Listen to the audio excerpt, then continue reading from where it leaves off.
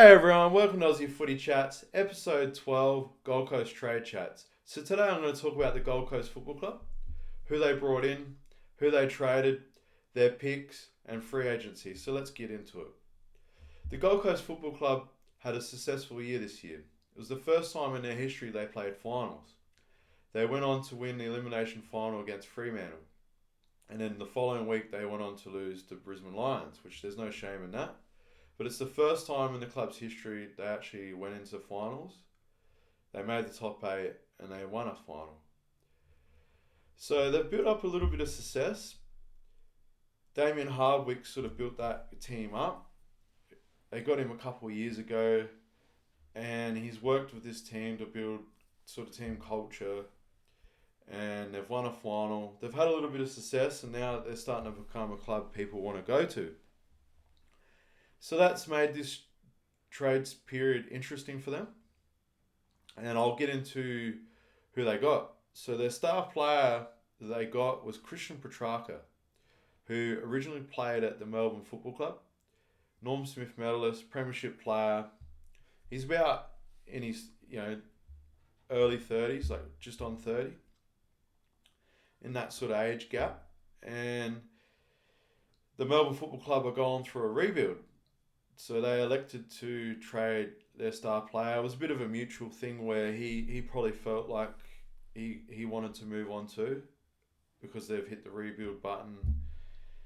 And yeah, he wanted to leave as well, including the club wanted to trade him and build up draft capital. So he went over to Adelaide and had a meeting with them. And for whatever reason, it fell through. And he jetted off to Gold Coast and had a meeting with them, which was successful. And he elected to be traded to Gold Coast. And that deal went through. So Christian Petrarca is a midfielder, an inside midfielder who plays a half forward sort of role, big bodied inside mid, who can get plenty of contested ball. A decent ball user can clear the ball out of the middle quite well. And he can also play up forward as a half forward or resting half forward and can be that sort of mid-size forward line player that can just present and kick a goal or two when needed. So the deal involved 3 first-round draft picks, including number 7 and 8, which Gold Coast traded to Melbourne, and also the first round draft pick of next year, 2026. So they gave up a lot of draft capital for him. So pick 7 and 8 this year. So 2 top 10 picks this year, plus a 2026 first round pick next year.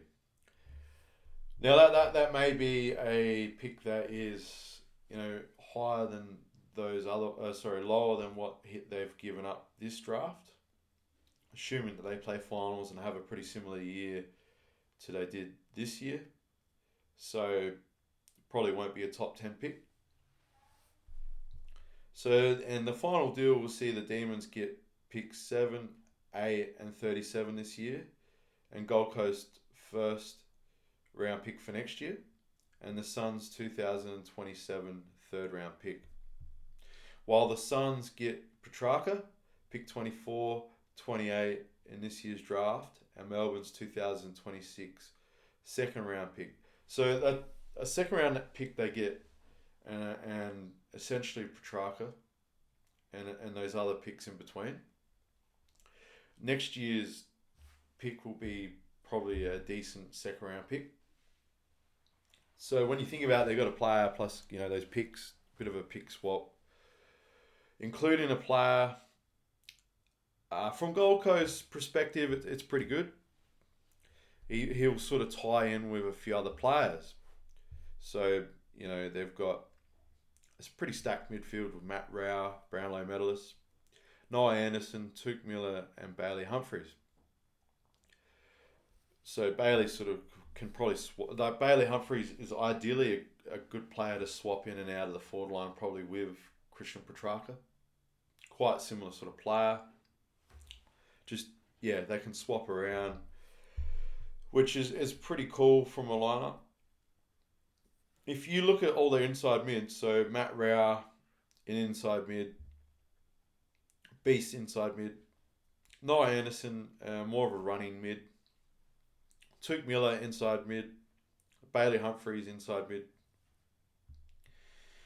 So they don't really have a lot of running midfielders. When you look at their team, it's a pretty stacked, contested type team. So I expect that they'll play a very contested game. With Witts as their ruckman, they're going to probably try to get a first hand on the ball, and they're going to really make it contested. It is going to be a slug when you play this team now. There is no doubt about that. 100%. They are going to be a hard team to beat with the contested ball. When that ball is going to be on the ground to be won, they're going to be there, and they're going to be right on the contested ball numbers. They're going to be through the roof. When you play this team, you're going to be in for a hard game. But that also leaves them a bit of leg speed out of the midfield. So if you can get a blend of players that can run and carry while also being able to withstand the inside mid and the hits and the bumps, yeah, you can essentially maybe outrun some of these teams, but it's going to be very hard to get first hands on the ball. So it's an interesting one. They also brought in Jamara Ugle-Hagan for pick 74. So it's been a hard sort of past year for Jamara, and what goes with it, his struggles off field. It's not good to see a young guy struggle off field, and whether what happened off field is it's hard to know what happened to him personally. Whether he just had a fallout. He was at the Western Bulldogs, so that's who they did the trade with. And he didn't play much this year. I don't think he played at all.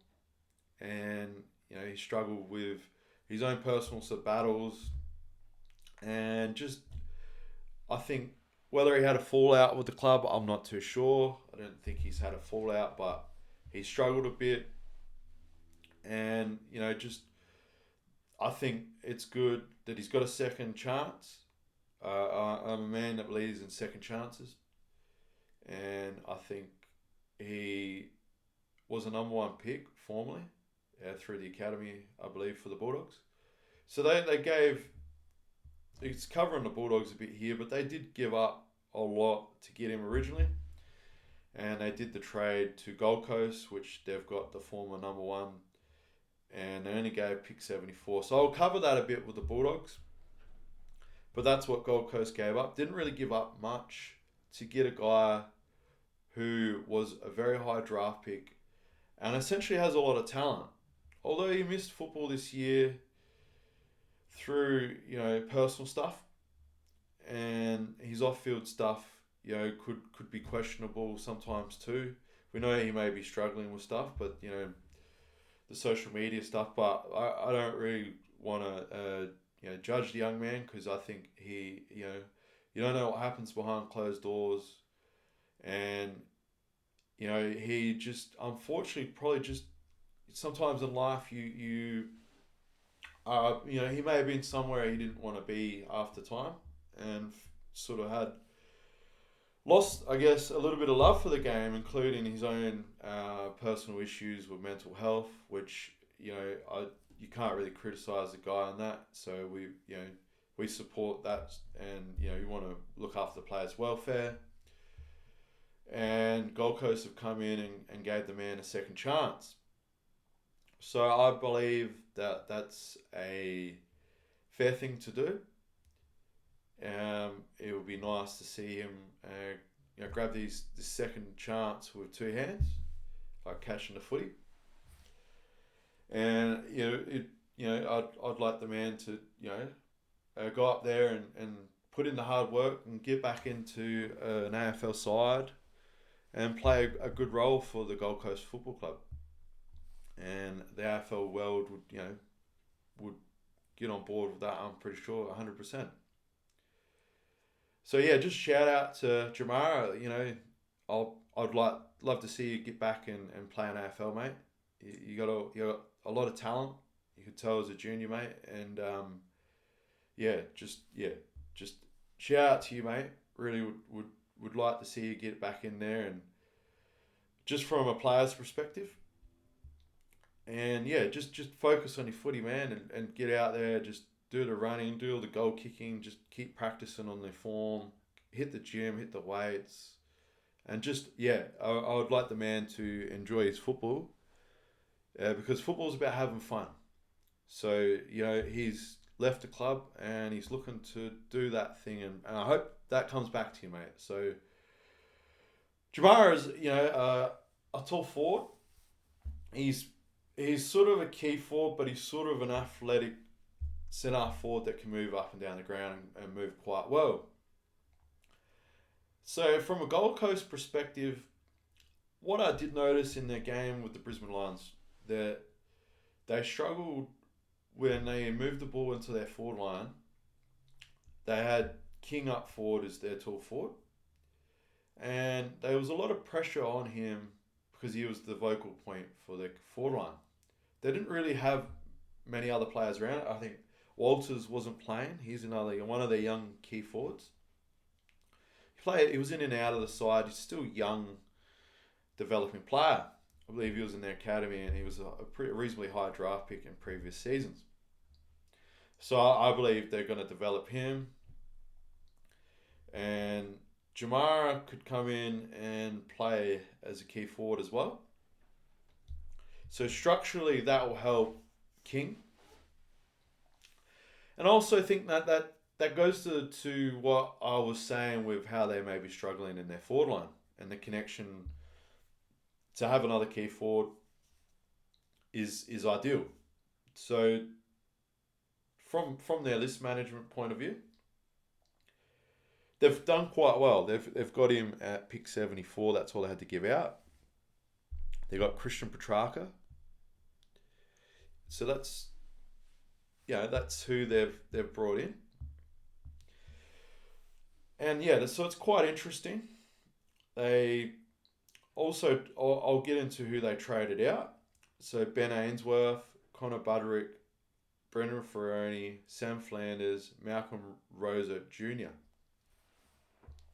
So Ben Ainsworth was traded to Carlton, as I mentioned. Connor Buderick was traded to the Bulldogs. Brendan Frioni was traded to Essendon. Sam Flanders was traded to St Kilda. And Malcolm Rosa Jr. was also traded. So they had a few players that were traded out. And yeah, so they got a few picks in. So I'll just quickly talk about the picks they got for all those trades. So this is their whole trade, all their picks. So pick 15, 18, 24, 28, 29, 36, 52, 92, 110. So yeah, they've got a few picks in. They traded out a couple of their first round picks. And they're also trying to bank points for some of their academy players, Zeke Euland and Dylan Patterson, which are expected to go high in the draft. So there's another two that will probably come in through their academy. And the picks they got 15. So even after trading pick 7 and 8, they have pick 15, 18, 24, 28, and 29. So that's 1, 2, 3, 4, 5 picks inside the 30. And that's after trading 2 first round picks out. And also bringing in Christian Petrarca and Hugo Hagen. So that's just having a thought then that if you tie that in together, they got star mid. They also got a star forward that could potentially be a star of the game if he comes in and does the hard work and produces the goods, which will be quite interesting. And they didn't really have to spend much on their contract as well for that as well. So, and also bringing in two sort of high draft picks that they've got in their academy that they're sort of working with and developing. And so they've got a few. They have traded out a fair bit of their depth players. So Flanders is probably in their sort of top tier of players. Ben Ainsworth is one of their small forwards, but sort of mid-sized forwards that plays a bigger bodied forward. But they also kept Bailey Humphries, who did have meetings with other clubs. I believe he had meetings with Melbourne and Hawthorn.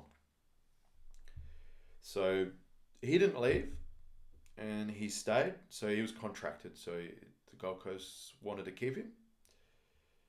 So they lost sort of Sam Flanders, Ben Ainsworth, and Brendan Frioni are more of their depth players. Brendan Frioni is a bit older. Sam Flanders is a little bit older now too. Malcolm Rosa, he junior, he played a few games.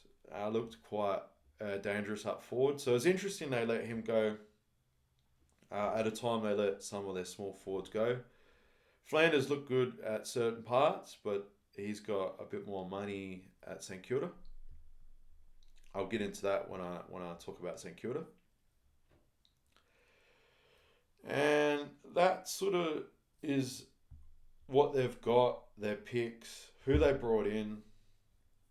Overall, I think it's a good move.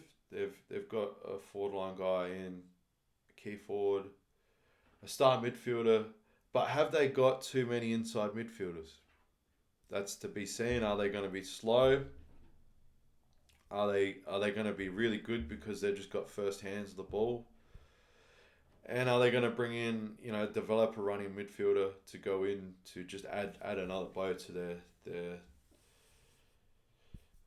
another bow into their midfield? Maybe next year they might go for a running midfielder that pops up. So it'll be interesting to see. That's the only issue I sort of have. I think they've addressed their forward line. They'll develop Jed Walters into a key forward. Jamara comes in and adds more depth for the height and the forward line, and it will take less pressure off Max King.